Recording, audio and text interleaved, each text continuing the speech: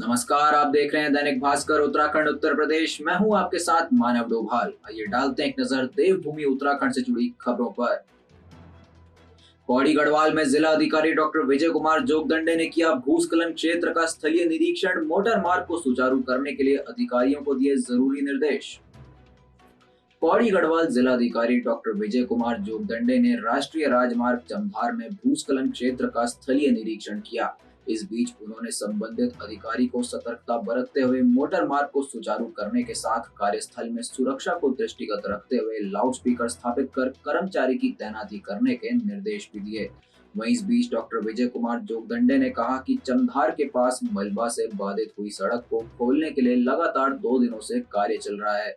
साथ ही उन्होंने यात्रियों से अपील करते हुए कहा कि सब यात्री वैकल्पिक मार्ग का इस्तेमाल करें और यदि पत्थर गिरने की गति कम हो गई तो एक दिन बाद रास्ता खुल सकता है। श्रीनगर में एनएच के ऊपर चमदार के पास में मलबा के आने की वजह से रोड बाधित हो गया है। लगातार 2 दिनों से यहाँ पे कार्य चल रहा है। कल शाम में रोड खोल भी दिया था अस्थायी रूप से, लेकिन आज सुबह दोबारा से मलबा दोबारा स्लाइड होने की वजह से जमा हो गया है और अभी लगातार पत्थर गिर रहे हैं। इसको देखते हुए एनएच के जो एग्जीक्यूटिव इंजीनियर हैं और जो कार्यदायी संस्था है वो अपना काम कर रहे हैं। लेकिन मेरे सामने अभी जब मैं मौका निरीक्षण कर रहा था तभी भी एक स्लाइड पर बड़ा पत्थर आया है, तो उसकी वजह से खतरा जो है काफ़ी ज़्यादा महसूस हो रहा है।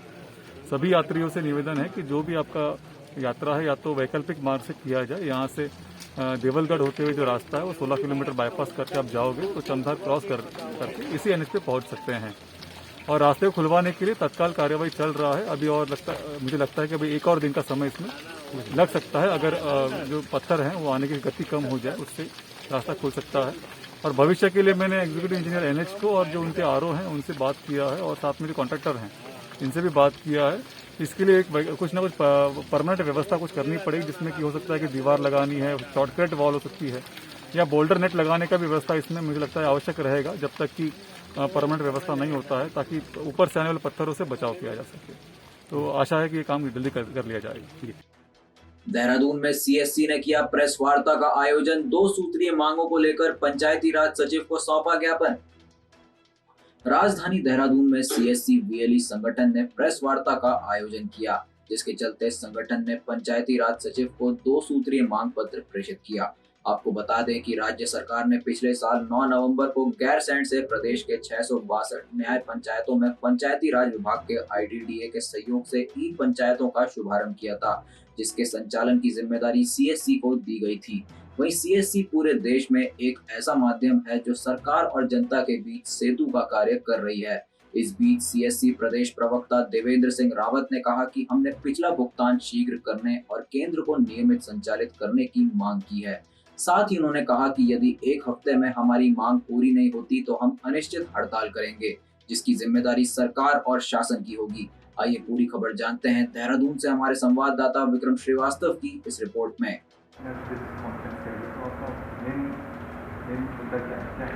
देखिए, इसमें हमारा मेन मुद्दा क्या है कि जो हमने ये सीएससी को 9 नवंबर 2020 को माननीय मुख्यमंत्री जी द्वारा एक उद्घाटन किया गया था।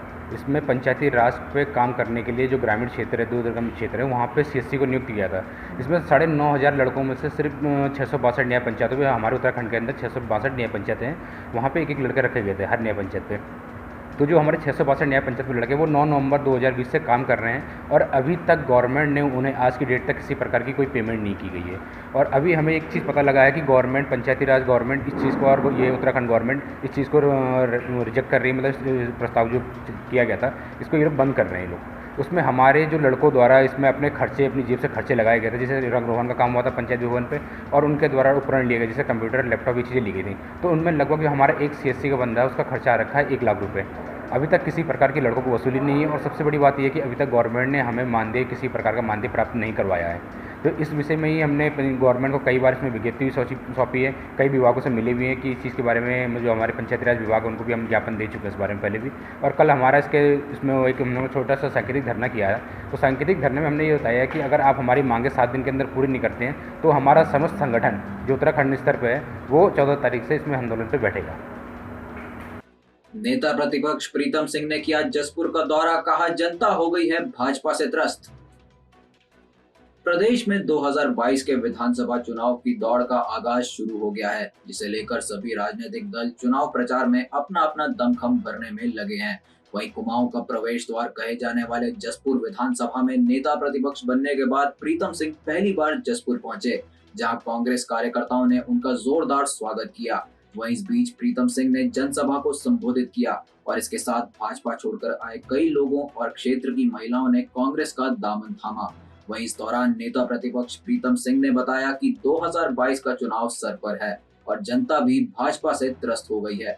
साथ ही उन्होंने कहा कि महंगाई और बेरोजगारी भी अपनी चरम सीमा पर है और जनता भाजपा की नीति समझ गई है, जिसे देखते हुए 2022 के चुनाव में जनता इसका जवाब देगी। आइए पूरी खबर जानते हैं जसपुर से हमारे संवाददाता डॉक्टर गुलाब सिंह राणा के साथ प्रदीप श्रीवास्तव की इस रिपोर्ट में।